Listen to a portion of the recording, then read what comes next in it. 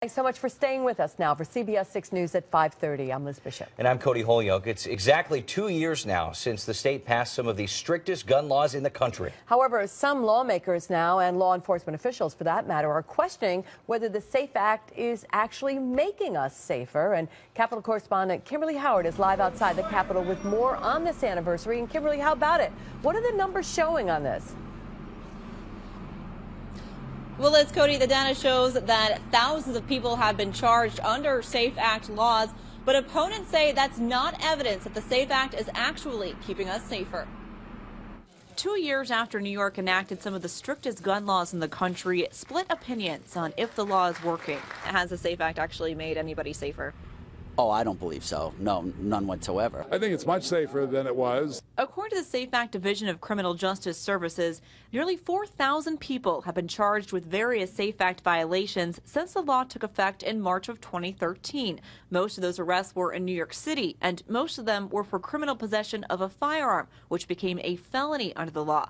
A few dozen were charged under the SAFE Act in our area, but Albany County Sheriff Craig Apple says none of those arrests were made by his department. Nor do we really plan on it.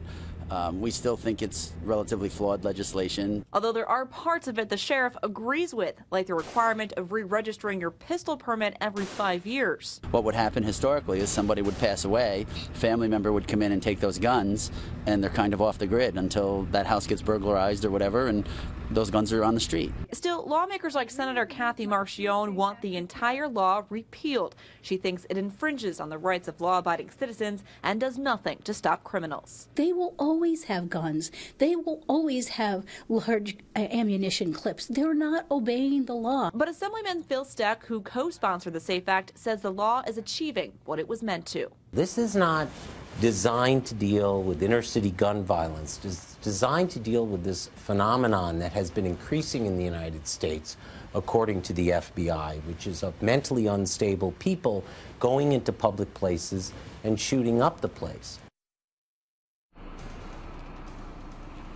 And Steck says guns have been kept out of the hands of more than 34,000 people since the SAFE Act was implemented. But critics say not enough is being done to actually help those mentally unstable people. Coming up at 6:30, find out what I found out when we've tried to find out how much money the SAFE Act is costing you. We're live outside the Capitol. Kimberly Howard, CBS 6 News.